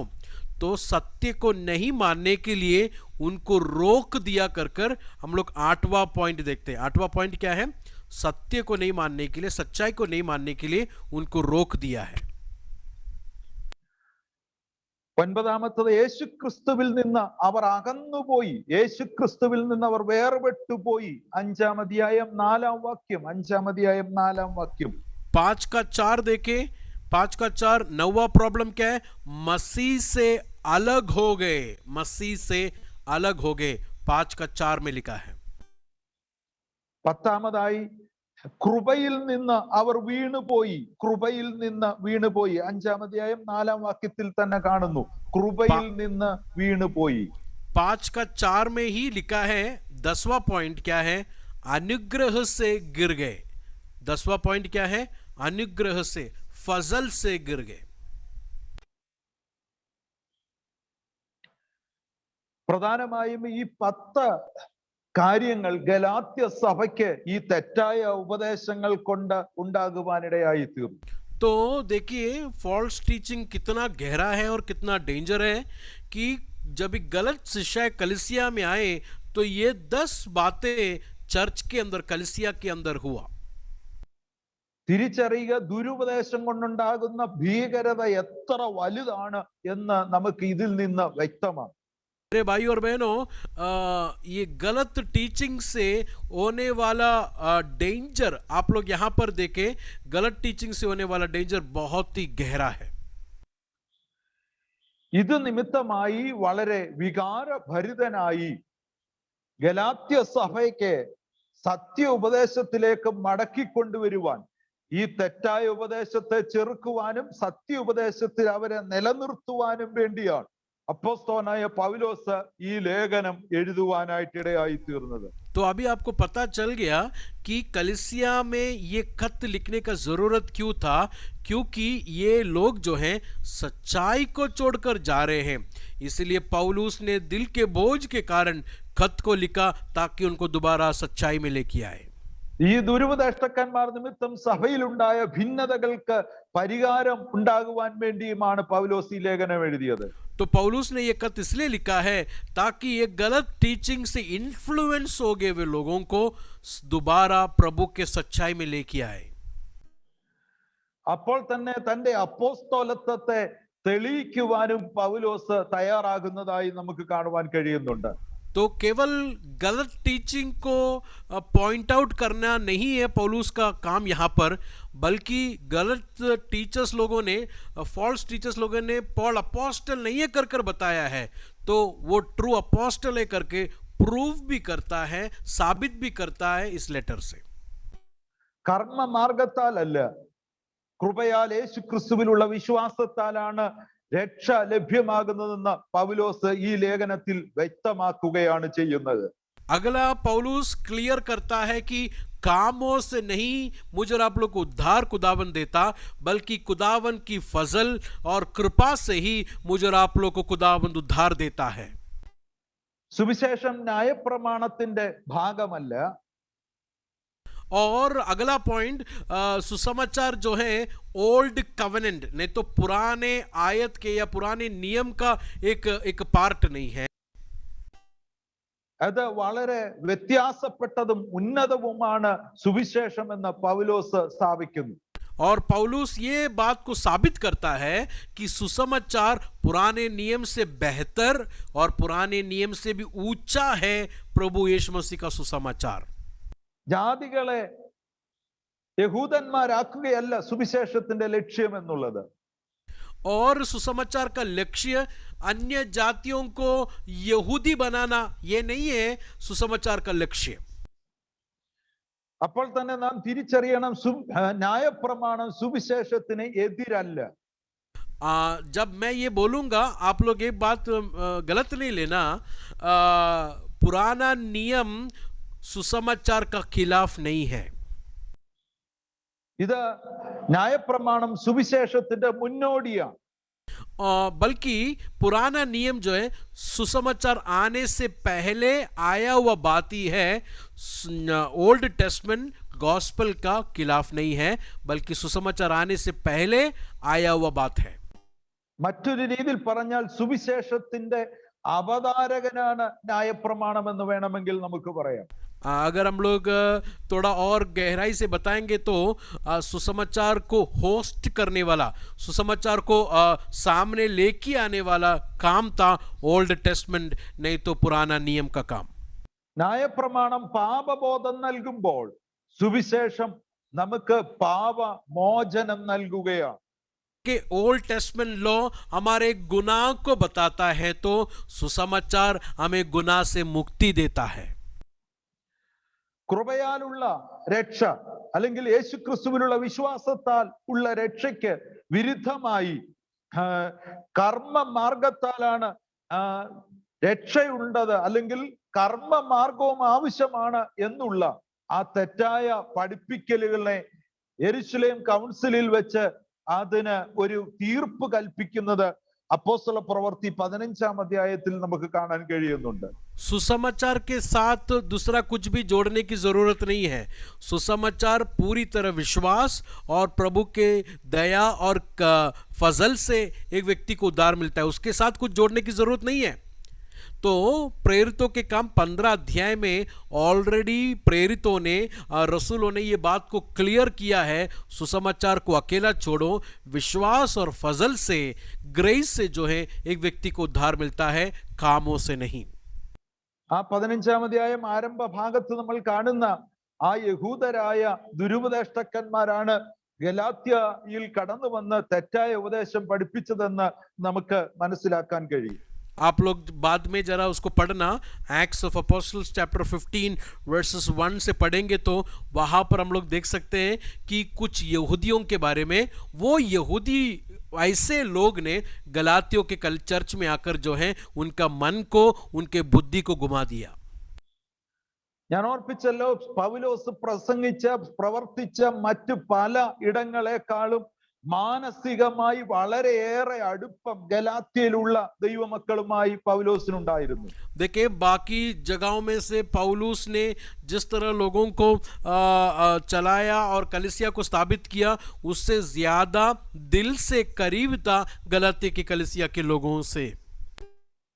അങ്ങനെയുള്ള ഗലാത്യയിലുള്ള ദൈവമക്കൾ വളരെ പെട്ടെന്ന് തന്നെയും താൻ പഠിപ്പിച്ച ഉപദേശത്തെയും തള്ളിക്കളഞ്ഞത് പൗലോസിന് വളരെ വേദന ഉളവാക്കുവാനിടയായി തീർന്നു. और जब ही पौलुस ने जान लिया कि उन्होंने विश्वास में लेके आए वह लोग अभी गलत टीचिंग में गया कर जब उसने जाना, वो चुप नहीं बैठा, बल्कि उनको सच्चाई बताने के लिए उसने कलम को लेकर खत लिखने के लिए शुरू किया। അതുകൊണ്ട് തന്നെയാണ് പൗലോസ് വളരെ വികാരഭരിതനായി, വികാരത്തിന് അടിമപ്പെട്ടുകൊണ്ടാണ് താൻ ഈ ലേഖനം എഴുതുന്നതെന്ന് നമുക്ക് മനസ്സിലാക്കുവാനായിട്ട് കഴിയും. गलाती के खत जरा आप गौर से पढ़ेंगे तो पौलुस का फीलिंग्स को वहां पर देख सकते हैं। फीलिंग्स से बढ़कर जो है उन्होंने ये खत को वो गलाती की कलीसिया के लिए लिखा है। അതുകൊണ്ട് തന്നെ ജീവിതാനുഭവങ്ങൾ വളരെ കൂടുതലായി ഈ ഗലാത്യ ലേഖനങ്ങളിൽ രേഖപ്പെടുത്തിയിരിക്കുന്നതും നമുക്ക് കാണുവാൻ കഴിയുന്നുണ്ട്. इसके लिए उनका जीवन का अनुभव, प्रभु ने किस तरह बुलाया और किस तरह उनको आगे लीड किया, वो सब डिटेल्स इस लेटर में हम लोग पढ़ सकते हैं। പ്രിയമുള്ളവരെ, തിരിച്ചറിയണം, നമ്മളെ നയിക്കുന്ന, നമ്മളെ പഠിപ്പിക്കുന്ന ദൈവദാസന്മാർ അവർ പഠിപ്പിക്കുന്നതിന് വിരുദ്ധമായി, അല്ലെങ്കിൽ അവർ നമുക്ക് കാണിച്ചു തരുന്ന മാതൃകൾക്ക് വിരുദ്ധമായി ഒരു ദൈവ പൈതൽ തെറ്റിപ്പോയാൽ, അതിൽ നിന്ന് വ്യതിചലിച്ചാൽ ആ ദൈവദാസന്മാർക്ക് വളരെ വേദന ഉണ്ടാകുവാനിടയായി തീരും. मेरे प्रियजनों, प्रभु के दास लोग जब भी वचन से सिखाते हैं, वो वचन के खिलाफ नहीं तो गलत शिक्षा में जब भी कोई जाते हैं, तो प्रभु के दासों के दिलों में बहुत दर्द होता है जब वो लोग गलत बातों में जब जाते हैं। അതുകൊണ്ട് തന്നെ നാം കേൾക്കുന്നതെല്ലാം അതേപടി അംഗീകരിക്കുകയല്ല, അത് ദൈവവചനപ്രകാരം അങ്ങനെ തന്നെയോ എന്ന് നാം പരിശോധിക്കുവാൻ തയ്യാറാകണം. इसके लिए कोई भी मैसेज मीडिया से आप सुनेंगे, किसी के मुंह से सुनेंगे, तो वैसे ही नहीं लेना है, बल्कि उसे परख के देखना है, एग्जामिन करना है, प्रभु के वचन के साथ देखना है कि ये किस तरह है, तो ही उसको हम स्वीकार करना है। പ്രത്യേകിച്ച് ഈ പ്രത്യേകമായ പ്രതിസന്ധി കാലഘട്ടത്തിൽ വളരെയേറെയായി മീഡിയകളിലൂടെ ഈ നിലകളിലുള്ള ഉപദേശങ്ങൾ വളരെയേറെ പ്രചരിച്ചു കൊണ്ടിരിക്കുകയാണ്. अभी के हालात में जो है मीडिया से बहुत प्रचार और बहुत मैसेज टीचिंग जो है जा रहा है, हम लोग सब लोग जानते हैं.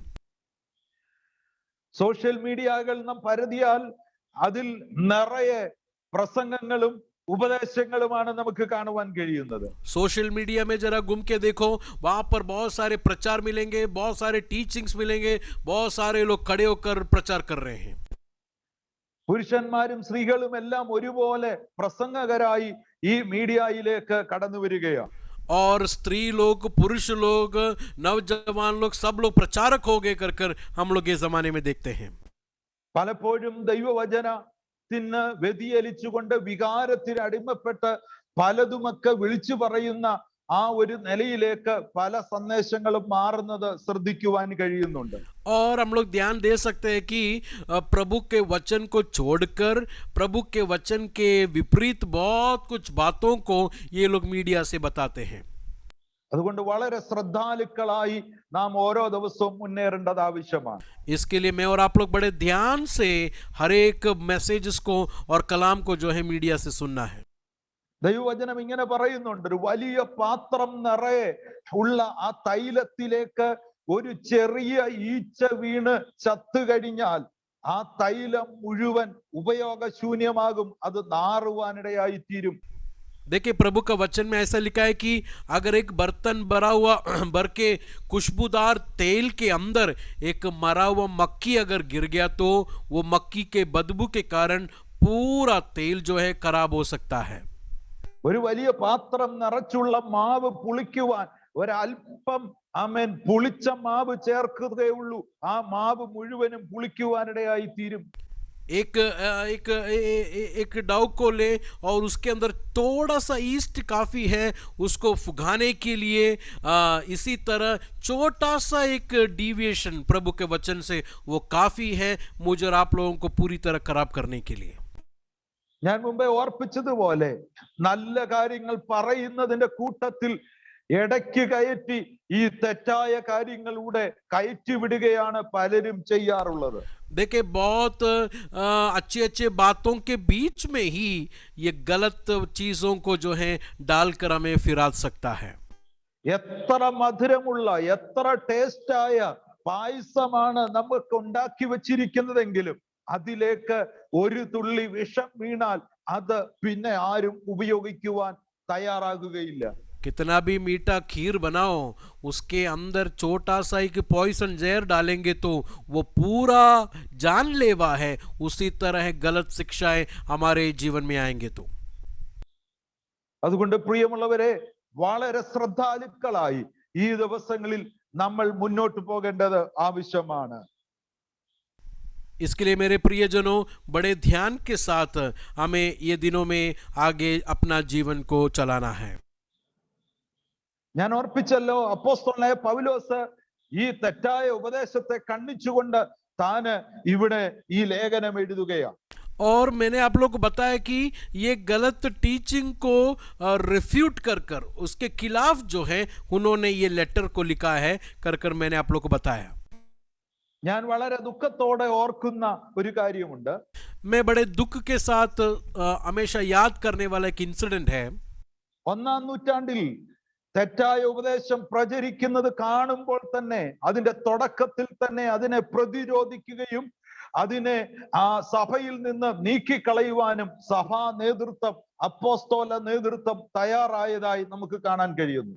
आप लोग जरा देखिए, जैसे ही गलत टीचिंग कलीसिया के अंदर आया कर पॉल को मालूम पड़ा, पॉल चुप नहीं था बल्कि उसको डिफेंड किया और सच्चाई को डिफेंड किया और उसके खिलाफ, झूठ के खिलाफ उसने मुंह को खोला कर देखते हैं वो केवल नहीं, सारे अपोस्टल लीडरशिप में वो लोग ये काम को किए थे.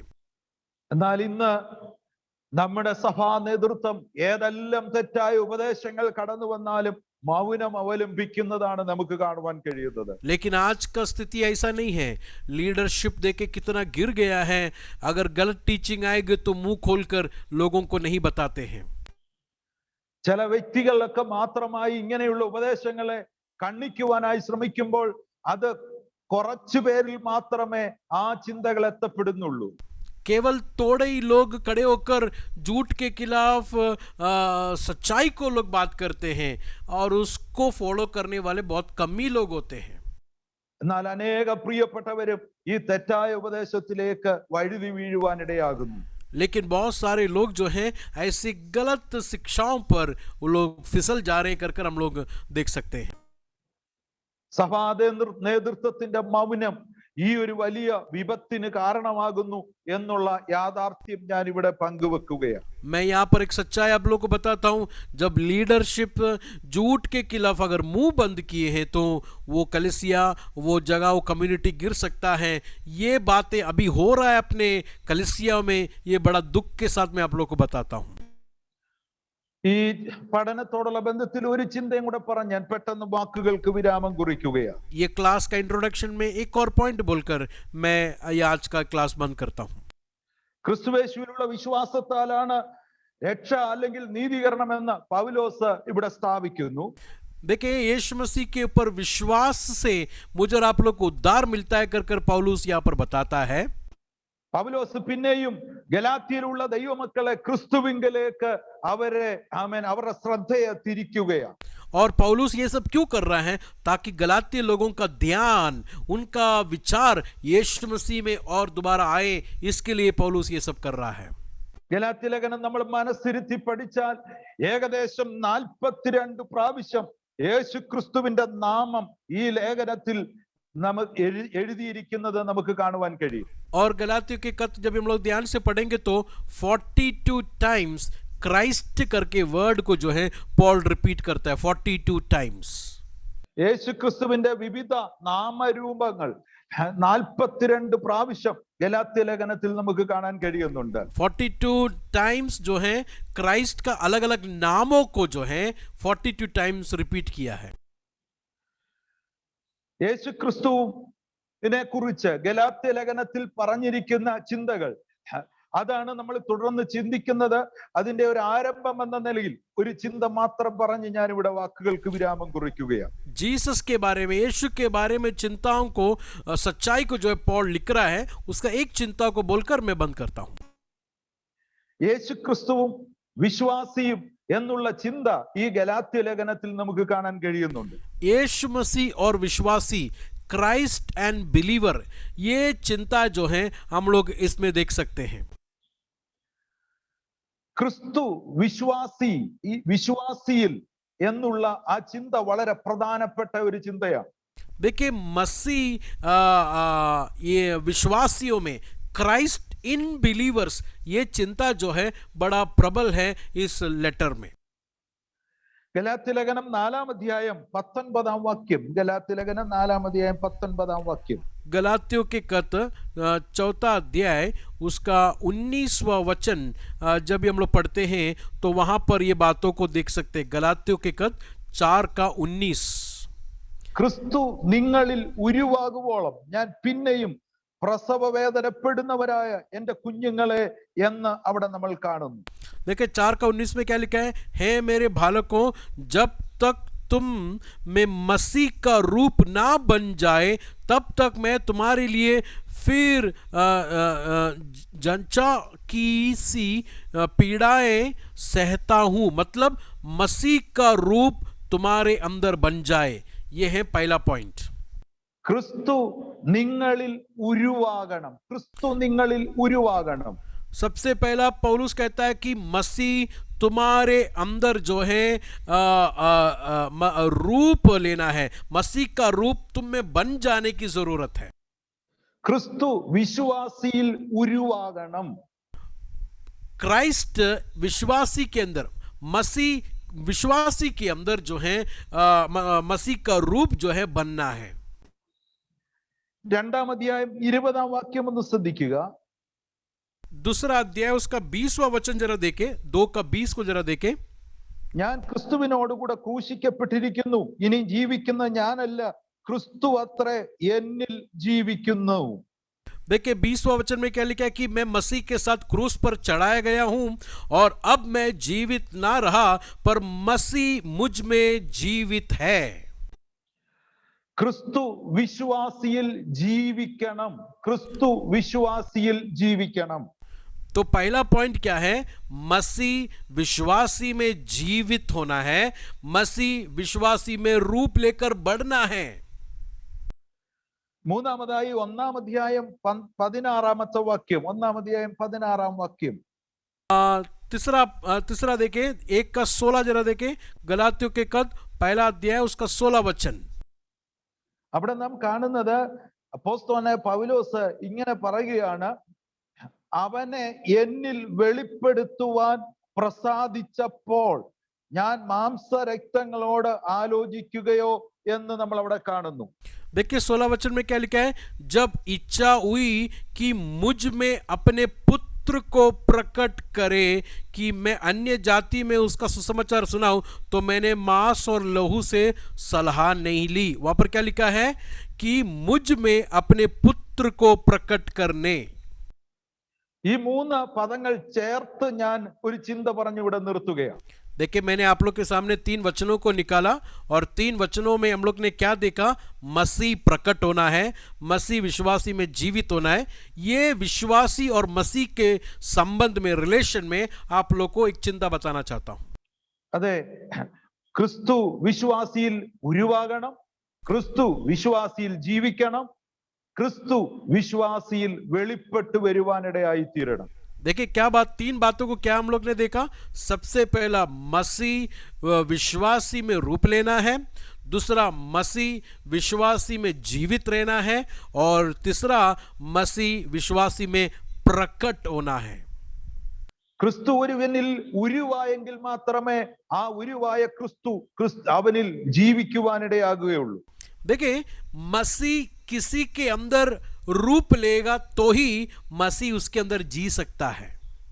അങ്ങനെ ക്രിസ്തു അവനിൽ ജീവിക്കുമ്പോഴാണ് അവനിലൂടെ ക്രിസ്തു വെളിപ്പെടുവാനിടയാകുന്നത്. ऐसा जिसके अंदर मसीह जीता है उसी के अंदर से मसीह प्रकट होता है. ആത്മീയ ജീവിതത്തിന്റെ വളർച്ചയാണ് നമുക്ക് ഇവിടെ കാണുവാൻ കഴിയുന്നത്. आप लोग एक बात को यहाँ पर ध्यान दिया, एक व्यक्ति का स्पिरिचुअल ग्रोथ, आत्मिक ग्रोथ को ये 3 स्टेजेस बताता है.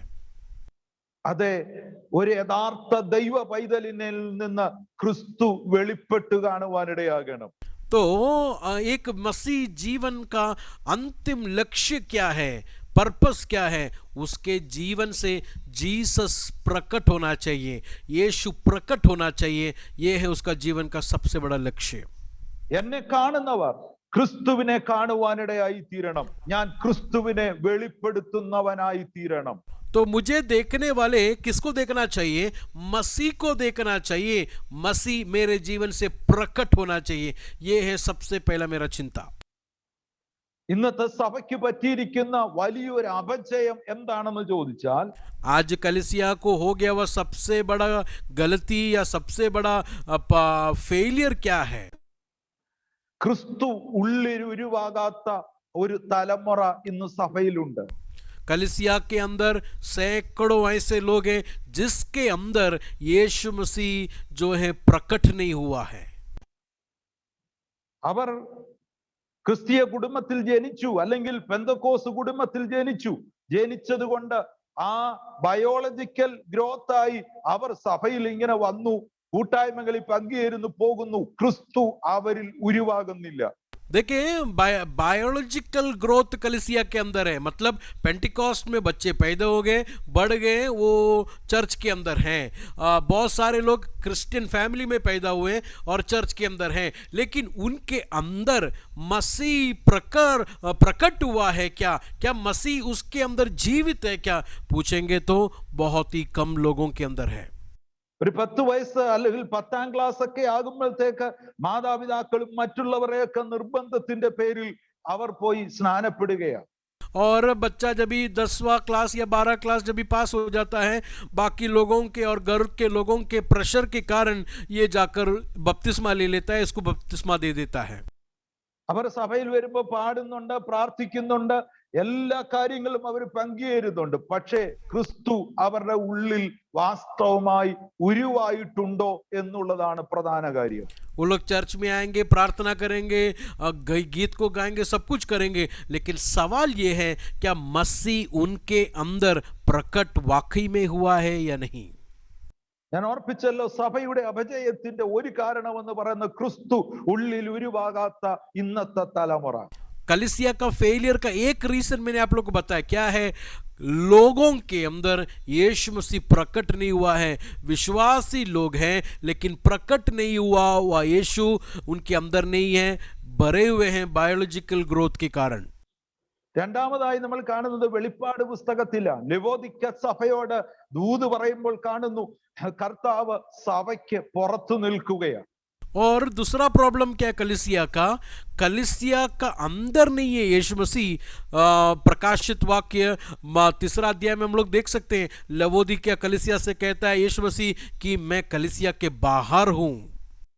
ഞാൻ ഇങ്ങനെ പറയട്ടെ, സഭയുടെ അപജയത്തിന്റെ കാരണം ക്രിസ്തു ഉള്ളിൽ ഉരുവാകാത്ത ഇന്നത്തെ തലമുറയും ക്രിസ്തു പുറത്തു പോയ പഴയ തലമുറയുമാണ് സഭയുടെ അപജയത്തിന്റെ കാരണം. देखिए कलीसिया का प्रॉब्लम क्या है? दूसरा प्रॉब्लम, मसीह अंदर प्रकट नहीं हुआ है और बिना प्रकट हो गए वे मसीह नामदारी मसीह कहकर कलीसिया के अंदर बैठे हैं, और मसीह किधर है? मसीह कलीसिया के बाहर है। എല്ലാം സഭയിൽ എല്ലാ കാര്യങ്ങളും പ്രോഗ്രാം പോലെ കാര്യങ്ങൾ നടക്കുന്നുണ്ട്, പക്ഷേ ക്രിസ്തു ഉള്ളിലുണ്ടോ എന്നുള്ളതാണ് പ്രധാന കാര്യം. प्रोग्राम सब कुछ बराबर कलीसिया के अंदर हो रहा है, लेकिन क्या मसीह अंदर है? ये है सवाल। പ്രിയമുള്ളവരെ, നമ്മൾ ഈ വചന പഠനത്തിന്റെ അവസാന സമയം ഒന്ന് നമ്മളെ തന്നെ ഒന്ന് ശോധന ചെയ്യണം. ക്രിസ്തു എന്നിൽ ഉരുവായി എന്നിൽ ജീവിക്കുന്നുണ്ടോ? और हम लोग ये क्लास का एंड में ये बात हम लोग अच्छी तरह अपने आप को पूछ कर एग्जामिन करके बंद करें, क्या मसीह मेरे अंदर प्रकट हुआ है? क्या मसीह मेरे अंदर जी रहा है? ये हम अपने आप से जरा पूछेंगे। അതെ, ക്രിസ്തു എന്നിൽ ജീവിക്കുന്നെങ്കിൽ തീർച്ചയായും എന്നിലൂടെ ക്രിസ്തു വെളിപ്പെടുവാനിടയാകും. अगर मसीह मेरे में जीवित है तो वाकई में उसका एंड रिजल्ट क्या होगा? मसीह मुझसे प्रकट होगा। അല്ലെങ്കിൽ മറ്റൊരു രീതിയിൽ പറഞ്ഞാൽ നാം ക്രിസ്തുവിന്റെ പത്രങ്ങളായി മാറും.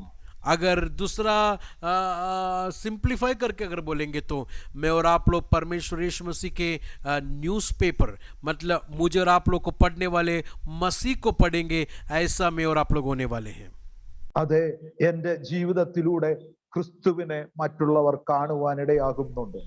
और मेरे जीवन से यीशु मसीह को लोग देखेंगे।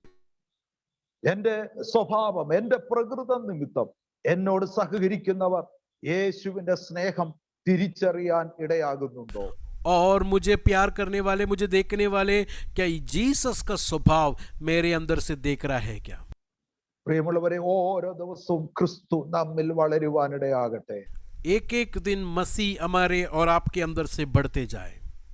അതെ, ക്രിസ്തു നമ്മിൽ വളരുമ്പോൾ അത് നമ്മുടെ പുറമെ പ്രകടമാകുവാനിടയാകും.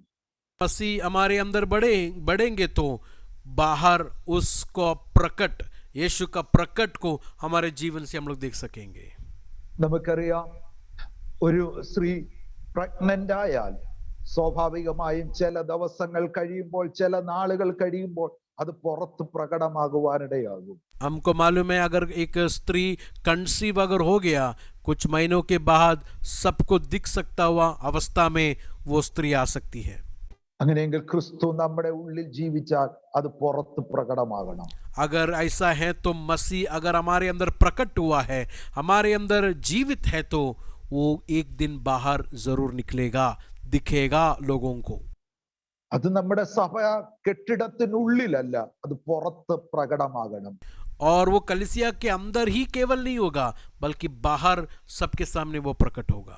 അതെ, ക്രിസ്തുവിന്റെ ഭാവം നമ്മിൽ വെളിപ്പെടുവാനിടയാകണം. क्रिस्तु मसीह का स्वभाव हमारे जीवन से प्रकट हो जाए।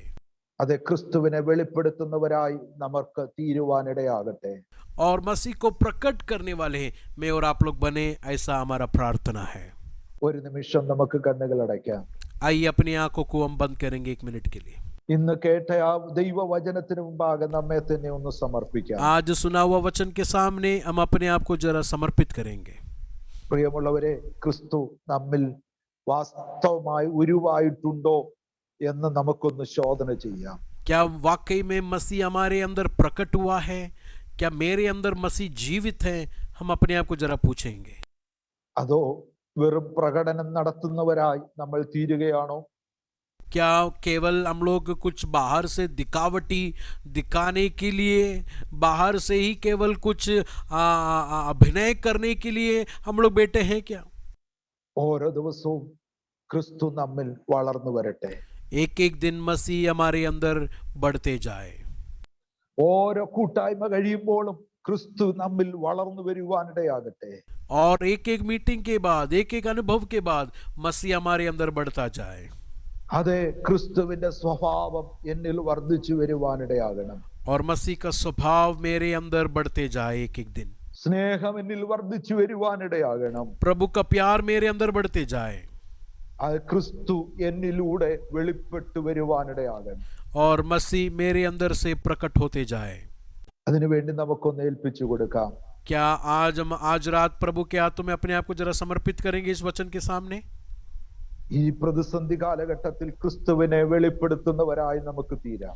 ये मुश्किल घड़ियों में जीसस को प्रकट करने वाला, यीशु मसीह को प्रकट करने वाला जीवन में और आप लोग बने। അതിനായി നമ്മെ തന്നെ സമർപ്പിക്കാം. उसके लिए हम अपने आप को समर्पित करेंगे। പരിശുദ്ധ കർത്താവേ, അങ്ങയുടെ സന്നിധിയിൽ ഞങ്ങളെ തന്നെ സമർപ്പിക്കുന്നു. ദൈവവചന പഠനത്തിനായി അങ്ങയുടെ സന്നിധിയിലായിരിക്കാൻ കർത്താവ് ഞങ്ങൾക്ക് കൃപ തന്നു. ഇന്ന് ഈ ദൈവവചന പഠന ക്ലാസ്സിൽ പങ്കുചേർന്ന എല്ലാ നിന്റെ മക്കളെയും കർത്താവിനെ അനുഗ്രഹിക്കണമേ.